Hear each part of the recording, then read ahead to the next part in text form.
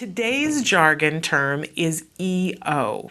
Now, I don't know about you, but the first time I saw this, I thought this was in reference to a Michael Jackson 3D movie at Disneyland, right? Doesn't it have something to do with EO, that movie? It doesn't. Not when we're talking about autism. It doesn't have anything to do with Michael Jackson. It doesn't have anything to do with 3D movies. So let's take a look at what EO means. Our actual definition, by the way, EO stands for establishing operation. Ah, it's so much clearer, right? Okay, so EO, a motivating operation that establishes, in parentheses, increases the effectiveness of some stimulus, object, or event as a reinforcer, thus increasing the current frequency of all behavior that has been reinforced by that stimulus, object, or event in the past. Ladies and gentlemen, this is why we do jargon, because you can say to yourself, I want to teach myself all about these terms, and somebody says EO, EO, EO, and you go, I'm just, EIEIO, right? I'm going to look it up in the dictionary and see what it says, and you see that Webster's doesn't have it, so you go to a psychology dictionary and you find this kind of a definition and you go, well, I can close that book knowing absolutely nothing that I didn't know before, right? It doesn't help.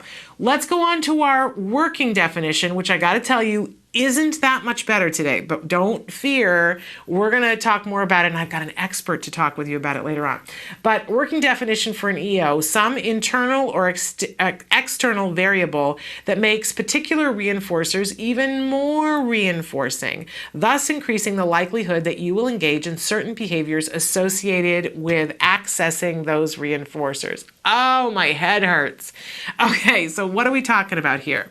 I like to take EO and put it to the side and talk about what's on board. So you've got your toddler who's 3 years old, and the next door neighbor was doing some remodeling in their house the night before, and they continued to work on it until 3 o'clock in the morning, drilling and sawing until 3 o'clock in the morning. You have 17 bags under your eyes and didn't get very good sleep, and your child kept waking up, which woke you up. So you have less ability to cope, and guess who else does? Your child does. Now, we sit down and we're hoping to have a pleasant breakfast, but it isn't quite what the child wanted for breakfast. How likely are you to get a tantrum? You're more likely to get a tantrum, right, having the different breakfast food that's there than you would if everybody had gotten a good night's sleep. Right? I think we all could agree you're more likely to get the tantrum because the establishing operation is that we've had too little sleep. We've set up some internal or external variable, less sleep, which means I've got less ability to cope, the child's got less ability to cope. We're not going to have as wonderful as an interchange, right? It's what's on board. Now, I can set myself up for complete and total failure with an establishing operation so that I'm more likely to get a tantrum, or I can flip that whole equation on its rear end and I can set myself up for success. So an establishing operation, I like to think of it in the positive because it can work in the negative too, but let's think about it in the positive.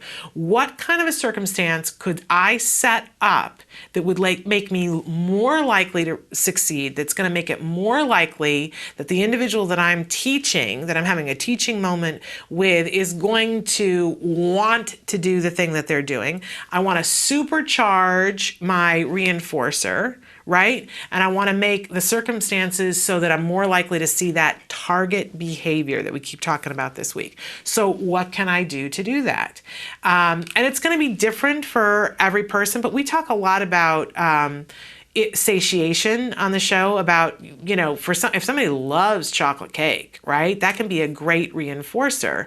But if my establishing operation is that I gave chocolate cake to this person every half hour for 4 hours, what's the likelihood that in the 5th hour that cake is actually going to be reinforcing? It's not going to be, right? So sometimes for an establishing operation, we'll say we made chocolate cake not available for a half day. day. So that when, the establishing operation is there's been no chocolate cake, the chocolate cake comes out, it's sitting on the table, and we go, we're just going to do these 5 math problems. And when you get them done and you get them done right, you're going to get a piece of chocolate cake. How much more likely are we to see that those 5 math problems get done quickly and correctly? If the child truly loves chocolate cake, and if they haven't had it for at least a substantial half day, then it's possible that that chocolate cake is going to make it more likely that the behavior happens. That's how we use an establishing operation.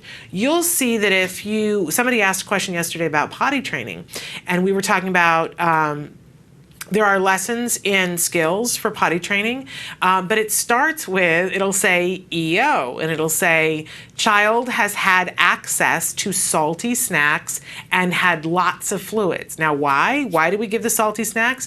Because we want to have the most possible opportunity to have success when we put them on the potty. So we backed it up and said, let's feed them a bunch of salty things, because what happens when you drink salty things? You're thirsty. So we're much more likely to get the child drinking a lot of liquid, which means when we put them on the potty, much more likely to see success.